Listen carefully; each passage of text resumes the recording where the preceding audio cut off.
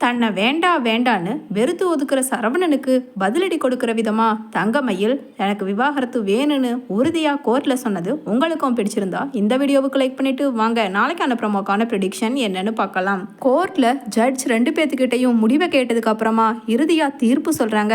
சரிப்பா, இன்னும் ஒரு 10 நாள் கழிச்சு தங்கமயில் அண்ட் சரவணன் 2 பேருமே வந்து இங்க சைன் போட்டு உங்களோட கன்ஃபர்மேஷனை பண்ணி நீங்க டிவோர்ஸ் சர்டிபிகேட்டை வாங்கிக்கலாம் அப்படின்னு சொல்லிட்டு தீர்ப்பு சொல்லிட்டு எழுந்து போயிட சரவணனும் கோமதியும் வெளியில வர்ற சரவணன் கிட்ட, டேய் எத்தனை வாட்டி படிச்சு சொன்னோம், அதை காதில் வாங்கிக்காம எப்படிடா இப்படி உன்னோட பிள்ளைய சுமந்துக்கிட்டு இருக்கிறவளை இப்படி கஷ்டப்படுத்த முடியுது அப்படின்னு சொல்லிட்டு பேச, உடனே பாண்டியனோ, கோமதி இது கோர்ட்டு, இங்கே பேசினா நல்லா இருக்காது, அவன்கிட்ட நம்ம வீட்டில் போய் பேசிக்கலாம் வா அப்படின்னு சொல்லிட்டு கோபத்தோட நெஞ்ச நிமித்தி ரொம்ப ஆக்ரோஷமாக கிளம்பி போறாரு பாண்டியன். அதே சமயம் சரவணனும் வீட்டுக்கு போக அங்கே பாண்டியன் சொல்றாரு, இப்பவே இந்த நிமிஷமே நீ வீட்டை விட்டு வெளியில போகலாண்டா அப்படின்னு சொல்றாரு. சரிப்பா சரி, இதுக்கெல்லாம் நான் பயந்துக்க மாட்டேன், குனிய குட்டிக்கிட்டே இருப்பீங்க, உங்க பேச்சை கேட்டுதானே என்னோட வாழ்க்கை இந்த அளவுக்கு ஆச்சு, இப்ப கதிரும் செந்திலும் சந்தோஷமா இருக்காங்க தானே, உங்க பேச்சை கேட்காம கல்யாணம் பண்ணிட்டு வந்து, அந்த மாதிரி தான் இந்த விஷயத்துல உங்க பேச்சையும் அம்மா பேச்சையும் நான் கேட்கறதாவே இல்லை. அந்த தங்கமயிலோட ஐயோ திரும்ப நினைக்கிறதுக்கே எனக்கு அவமானமா இருக்கு, கிடைச்ச டிவோர்ஸை நான் 10 நாள் கழிச்சு கையெழுத்து போட்டு நான் உறுதி வாங்கத்தான் போறேன், இப்போ நான் கிளம்புறேன் அப்படின்னு சொல்லிட்டு அவசரமாக தன்னோட ரூம்குள்ளே போய் பொட்டி படுக்கை எல்லாத்தையுமே கட்டிக்கிட்டு வெளியில வர்றாரு சரவணன். அதே சமயம் போடா போ, எல்லாம் ஏன் இப்படி நீ பேசுறங்கிறது தெரியுது, அந்த அஞ்சலி மேல இருக்கிற கிறக்கத்துல தாண்டா நீ இப்படி பேசுற அப்படின்னு சொல்லிட்டு கோமதியும் சொல்ல, உடனே சரவணனும் ஆமாம்மா ஆமாம் அப்படியே வச்சுக்கோங்க, இப்போ ஒன்று சொல்கிறேன் கேளுங்க, என்னோட வாழ்க்கையில் திரும்பவும் கல்யாணம்னு ஒன்று ஆனால் நிச்சயமாக அது அஞ்சலி கூடவா தான் இருக்கும், திரும்பவும் நீங்கள் தங்கமயில இந்த வீட்டுக்கு கூட்டிகிட்டு வரலான்னு கனவு கண்டதுக்கு எல்லாத்துக்கும் ஒரு முற்றுப்புள்ளி இன்னைக்கு கோர்ட்டோட வச்சுட்டேன், திரும்ப அவளை நினச்சி நீங்கள் எல்லாம் உங்கள் உடம்ப கெடுத்துக்காதீங்க, நான் கிளம்புறேன் அப்படின்னு சொல்லிட்டு சரவணன் நேராக கிளம்பி போகிறாரு. அதே சமயம் வெளியில் போய் சரவணன், அஞ்சலி எங்கே அஞ்சலி இருக்க அப்படின்னு ஃபோன் பண்ணுறாரு. சரவணா நான் இப்போ கோயிலில் தான் இருக்கேன் அப்படின்னு சொல்ல, உடனே சரவணனும் இரு அஞ்சலி அங்கேயே இரு நான் வரேன் அப்படின்னு சொல்லிட்டு நேராக கோயிலுக்கு போகிறாரு. அங்கே போய் அஞ்சலி கிட்ட, எப்படியோ என்னோட விவாகரத்து உறுதியாயிடுச்சு அஞ்சலி, உனக்கும் எனக்கு இடையில இருந்த அந்த தங்கமயிலுங்கிற உறவு இன்னையோட முடிஞ்சிருச்சு அப்படின்னு சொல்ல, உடனே என்ன சரவணா கையில் பேக்கோட வந்திருக்க அப்படின்னு கேட்குறாங்க.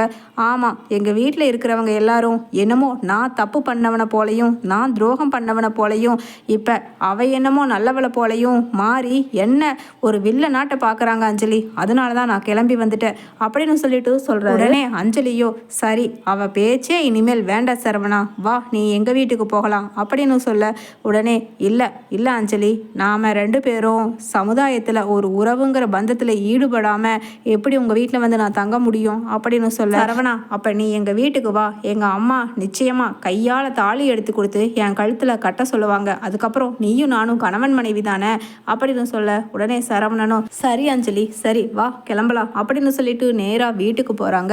அங்கே அஞ்சலியோட அம்மா, என்ன தம்பி என்ன ஏன் இந்த மாதிரி பொட்டி படுக்கையோடு வந்திருக்கீங்க அப்படின்னு கேட்க, ஆமாம்மா ஆமாம், என்னோட கடந்த கால வாழ்க்கையை நினச்சாவே எரிச்சலாக வருதுமா, திரும்பவும் அதே வாழ்க்கையில் எங்கள் வீட்டில் இருக்கிறவங்க எல்லாரும் குழந்தைங்கிற ஒன்றை காரணம் காட்டி தள்ள பார்க்குறாங்க, ஆனால் நான் அஞ்சலி கூட தாம்மா வாழ்வேன் அப்படின்னு சொல்ல, உடனே அப்படியாப்பா சரி ஒரு வாரம் 10 நாள் பொறுங்க அப்படின்னு சொல்லிட்டு அங்கே சொல்கிறாங்க. அதுதான் 10 நாள் கழிச்சு தானே உங்களுக்கு டிவோர்ஸ் சர்டிஃபிகேட்டும் வரும், அப்புறம் நீங்கள் கல்யாணத்தை பற்றி பண்ணிக்கலாம் தம்பி, அது வரைக்கும் நீங்கள் எங்கள் வீட்டிலையே இருந்துக்கலாம், ஆட்சேபனை இல்லை, ஆனால் அது வரைக்கும் நீங்களும் அஞ்சலியும் ஒரு நல்ல நண்பர்களாக மட்டும்தான் இந்த வீட்டில் இருக்க போகிறீங்க அப்படின்னு அஞ்சலியோட அம்மாவும் சரவணன் கிட்ட சொல்ல, உடனே சரவணனும் சரிம்மா சரி 10 நாள் தானே, நாங்கள் இத்தனை நாள் பொறுத்தோம், இனிமேல் பொறுத்துக்கிறோம் அப்படின்னு சொல்லிட்டு நீங்கள் இருங்க 2 பேரும் நான் வந்துடுறேன் அப்படின்னு அஞ்சலியோட அம்மா தன்னோட பர்ஸை எடுத்துகிட்டு வேகமாக அங்கே பாண்டியனை பார்க்க போகிறாங்க.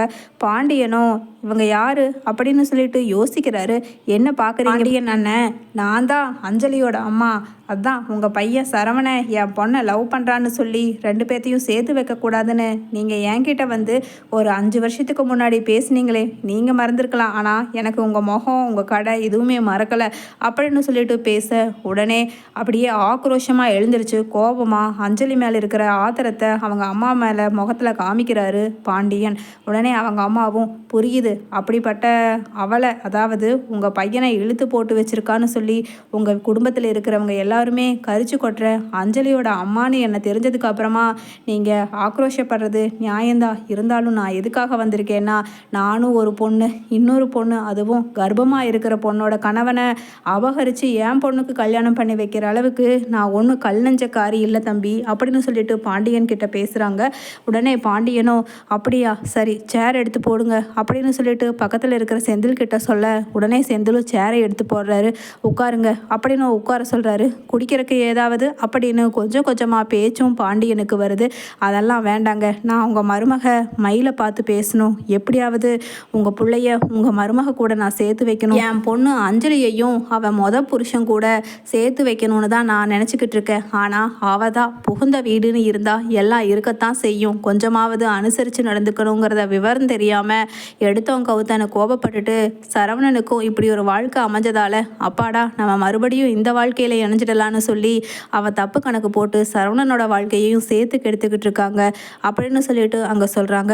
உடனே பாண்டியன் புரிஞ்சுக்கிட்டு, இருங்க நானே என்னோட மருமக தங்க மயிலை இங்கே கடைக்கு வர சொல்கிறேன் அப்படின்னு சொல்லிட்டு, ஏப்பா மயில் எங்கே இருக்க அப்படின்னு கேட்குறாரு. நான் இப்போ வேலை செய்கிற வீட்டில் தான் மாமா இருக்கேன் அப்படின்னு அங்கே தங்க மயிலும் சொல்ல, உடனே சரிப்பா நீ அங்கேயே இருக்கியா இல்லை உன்னை முக்கியமானவங்க ஒருத்தங்க பார்க்கணுன்னு சொல்லி இங்கே உட்காந்துருக்காங்க, நான் அங்கே அழைச்சிட்டு வரட்டா, இங்கே கடைக்கு வர்றியாப்பா அப்படின்னு பாண்டியன் கேட்க, உடனே தங்க மயிலோ இல்லை மாமா எனக்கு வேலை முடிஞ்சிச்சு, நான் வீட்டுக்கு தான் கிளம்புறேன், நானே வர்ற வழியில் வந்து கடையில் பார்த்துக்கிறேன், யார் மாமா அவங்க அப்படின்னு கேட்குறாங்க. உடனே அங்கே பாண்டியனோ அது வந்துப்பா நீ வாப்பா வந்து பேசிக்கலாம் அப்படின்னு சொல்ல, ஆட்டோ பிரித்து தங்க மயிலும் அங்கே பாண்டியனோட கடைக்கு வர, அப்போ இதை பாருமா நீ நல்லா இருக்கணுமா, சரவண தம்பி கூட சேர்ந்து ரொம்ப நாளைக்கு உன் புள்ள அவங்க அப்பா அம்மா 2 பேரும் சேர்ந்து அவனை வளர்த்தணுமா, நல்லா இருப்பீங்க. ஏன்னா சிங்கிள் பேரண்ட்டாக நான் என் புள்ள அஞ்சலியை வளர்த்ததில் தான் தப்பு பண்ணிட்டேன்னு எத்தனையோ வாட்டி அவளோட அகங்காரமும் கோபமும் புகுந்த வீட்டில் காமிச்சு அவள் திரும்பவும் என் வீட்டுக்கு வாழா வெட்டியாக வந்திருக்கும் பொழுது நினச்சி அழுதுருக்கேம்மா. அதனால் நீயும் உன் கணவரும் சந்தோஷமாக வாழணுங்கிறதுக்கு வேண்டிதாம்மா உன்கிட்ட பேச வந்திருக்கேன் அப்படின்னு சொல்ல, உடனே தங்க மேலும் அது முடிஞ்சு போன விஷயங்கம்மா, கோர்ட்டில் தான் நான் என்னோட முடிவை சொல்லிட்டேனே, திரும்பவும் அதை பற்றி பேசுகிறதுக்கு என்ன இருக்குது அப்படின்னு கல்லாக்கிட்டு பேசுகிறாங்க தங்க மயிலோ. உடனே இல்லைம்மா இல்லை, ஏன்னா ஒரு பொண்ணு இந்த சமுதாயத்தில் குழந்தைய வச்சுட்டு தனியாக வாழ்கிறதுங்கிறது ஆத்திரத்தில் அவசரத்தில் எடுத்த ஒரு முடிவாக இருக்கலாம். ஆனால் அதில் எத்தனை ஒரு கஷ்டம் வருங்கிறது நான் அனுபவிச்சிருக்கேம்மா. ஏன்னா ஊரில் இருக்கிற ஆம்பளைங்க எல்லாருமே நல்லவங்கன்னு சொல்ல முடியாதுமா, அதில் தப்பானவங்களும் இருப்பாங்க. நீ போகிறப்ப வர்றப்ப ஒவ்வொரு கல்வரும் அந்த மாதிரி இருக்கிறவங்க கிட்ட எல்லாத்திக்கிட்டையும் நீ தப்பிச்சு போய் வர்றதுங்கிறது சாதாரணமான விஷயம் கிடையாது. அதனால் உன் புருஷன் சரவணை ரொம்ப தங்கமான பையம்மா, அவங்க கூட நான் சேர்த்து வாழ வைக்கிறேன். அதே மாதிரி தான் என் மருமகன் அதான் அஞ்சலியோட வீட்டுக்காரரும் நல்ல பையன்தான். இவன் மேலே இருக்கிற தப்புனால அந்த பையனும் சேர்ந்து கஷ்டப்பட்டுக்கிட்டு இருக்கான். 2 பேர்த்தோட வாழ்க்கையும் சரியாக அமைக்கணும்னா நான் அதுக்காகத்தாம்மா இங்கே வந்திருக்கேன். நான் ஒன்று சொல்கிறேன், நீ கேட்பியாம்மா அப்படின்னு சொல்லோ, இந்த பையனை நீ 2ஆம் தாரமாக கல்யாணம் பண்ணுறேன்னு சொல்லி மாப்பிள்ளை சரவணன் கிட்ட நான் சொல்லிடுறேன். அதே மாதிரி கல்யாணத்துக்கு வேண்டிய ஏற்பாடுகளை எல்லாம் நீயும் தடபுடலா அங்கே வந்து உட்காந்து பண்ணணுமா. ஏன்னா அப்போவாவது அவர் மனசு இறகி கண்டிப்பாக தன்னோட பொண்டாட்டியை இன்னொருத்தன் கல்யாணம் பண்ணிக்கிறத நிச்சயமாக ஏற்றுக்க மாட்டார். அப்போ அஞ்சலிக்கும் உண்மை என்னங்கிறது புரிய வரும், அவள் புருஷ மனசு எவ்வளவு வலிக்குங்கிறது. அதனால தாம்மா இந்த தம்பி ரொம்ப நல்ல தம்பி, கை ஒரு கால் வராத தம்பி, அதை கல்யாணம் பண்ணுறேன்னு சொல்லி நான் சொல்கிறேன். அதுக்கான ஏற்பாடுகளையும் பாண்டியன் அண்ணன் நீங்கள் எல்லாரும் சேர்ந்து பண்ணணுமா அப்படின்னு சொல்லிட்டு சொல்ல, உடனே சரிங்க எப்படியோ நல்லா இருந்தால் சரி அப்படின்னு சொல்லிட்டு பாண்டியனும் தங்கமயிலு வேற யாரையோ கல்யாணம் பண்ண போகிறான்னு சொல்லி பத்திரிக்கை கொடுக்குறாங்க ஊர் முழுக்க. சரவணன் ஆத்திரத்தில் தங்கமயிலை பார்க்க போகிறார்.